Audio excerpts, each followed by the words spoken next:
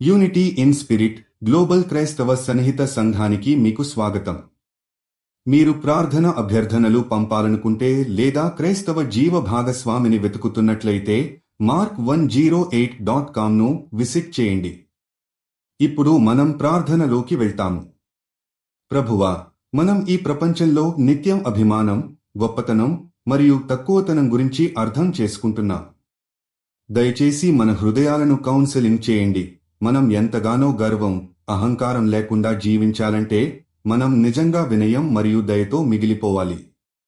మీరు మాకు సరైన దారిలో నడవాలని, ఇతరులకు సహాయం చేయడంలో మన అహంకారాన్ని పక్కన పెట్టాలని కోరుకుంటున్నాము.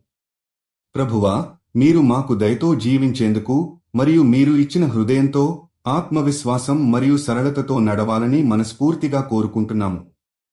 యేసుక్రైస్ట్, మీరు మనకు చూపించిన వినయం ఉదాహరణగా ఉంటే మేము కూడా వినయంతో జీవించాలని ప్రార్థిస్తున్నాము. మేము మానవ సంబంధాల్లో మన అహంకారాన్ని తగ్గించుకుని ఇతరుల అవసరాలను అర్థం చేసుకుంటూ దయతో ప్రేమను ప్రదర్శించగలుగుతున్నాము. మేము అనేక రీతులలో మీరు కృతజ్ఞతతో మనలను మార్గనిర్దేశం చేయాలని, మన మనస్సులను పూజ్యమైనదిగా మార్చి ఇతరులతో సహవాసం చేయాలని కోరుకుంటున్నాము.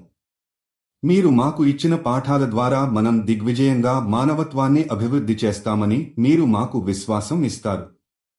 యేసు నామంలో ఆమెన్.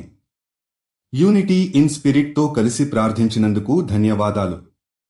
మీరు విశ్వాసం కలిగిన జీవిత భాగస్వామిని వెతుకుతున్నట్లయితే mark108.comను విజిట్ చేయండి.